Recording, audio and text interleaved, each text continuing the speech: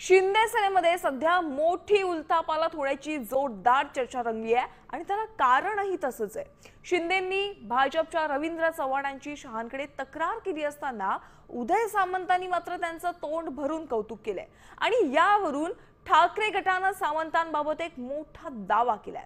हा दावा नेमका काय आहे आणि शिंदे सेनेत नेमकं काय सुरू आहे पाहूयात हा विशेष रिपोर्ट। शिंदेंच्या तक्रारी पण सामंत म्हणतात चव्हाणच भारी।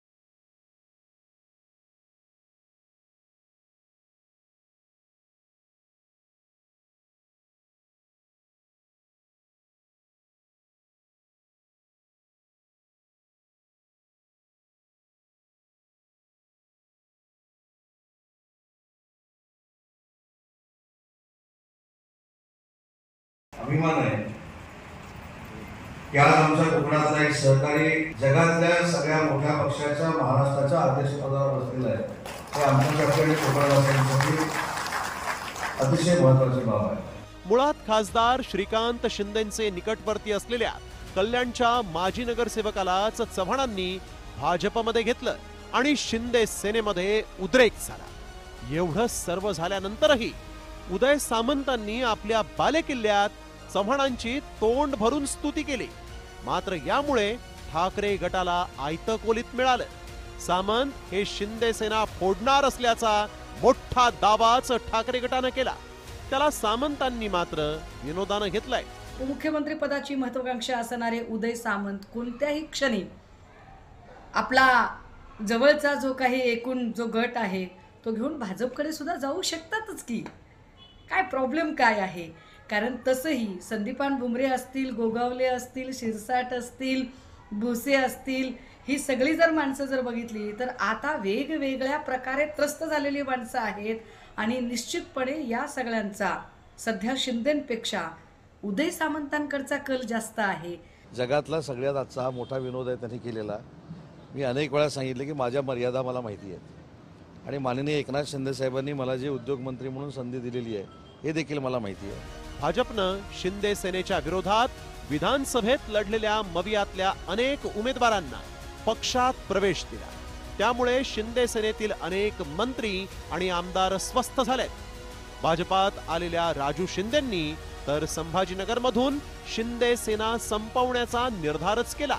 भारतीय जनता पार्टीचं काम यापुढे साहेब एकदम ताकदीने आम्ही करू, जसं आता करत होतो याच्या पुढे मी याच्यापेक्षा दुप्पट ताकदीने करू। आपला आशीर्वाद आपली ताकद आमच्या मागे जर असली तर एकही सैन्य आम्ही छत्रपती संभाजीनगर शिल्लक ठेवणार नाही। यामुळे कोणत्या मंत्र्यांची डोकेदुखी वाढली आहे तेही पाहूया। साताऱ्यात शंभूराज देसाई हे सत्यजित पाटणकर यांच्या भाजप प्रवेशामुळे अस्वस्थ होते, तर रायगडमध्ये भरत गोगावले हे स्नेहल जगताप यांच्या राष्ट्रवादीतील प्रवेशावर आक्षेप घेत होते, तर दादा भुसेंनी अद्वय हिरे यांचा मालेगावमध्ये भाजप प्रवेश झाला त्याला आक्षेप घेतला होता, तर संभाजीनगरमध्ये राजू शिंदे यांच्या भाजप प्रवेशाला शिंदे गटाच्या संजय शिरसाट यांचा आक्षेप होता। शहांच्या भेटीनंतर शिंदेंनी आपण रडणारे नव्हे तर लढणारे आहोत असं सांगून भविष्यातल्या संघर्षाचेच संकेत दिल्याची चर्चा आहे। तक्रारीचा पाढा वाचणारा रडणारा एकनाथ शिंदे नाही आहे, तुम्हाला मी सांगतो। रडणारा नाही, लढणारा, आणि ते आपण पाहिलं वेळोवेळी। त्यामुळे या छोट्या मोठ्या तक्रारी राष्ट्रीय पातळीवर आम्ही आणत नसतो।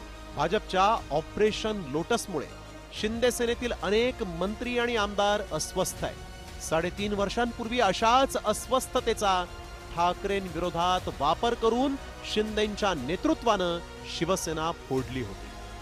त्यामुळे शिंदेंचाच कित्ता गिरवून सामंतांच्या रूपानं तिसरी शिवसेना जन्माला येणार की शिंदे भाजपला यशस्वीरित्या तोंड देणार याबाबतही उत्सुकता आहे. ब्युरो रिपोर्ट, साम टीव्ही मराठी. देश विदेशातील प्रत्येक घडामोडींचे लाईव्ह अपडेट मिळवण्यासाठी आता साम टीव्हीच्या सर्व सोशल मीडिया प्लॅटफॉर्मला लाईक, फॉलो आणि सबस्क्राईब करा. तसंच सर्व नोटिफिकेशनसाठी बेल आयकॉन प्रेस करायला विसरू नका.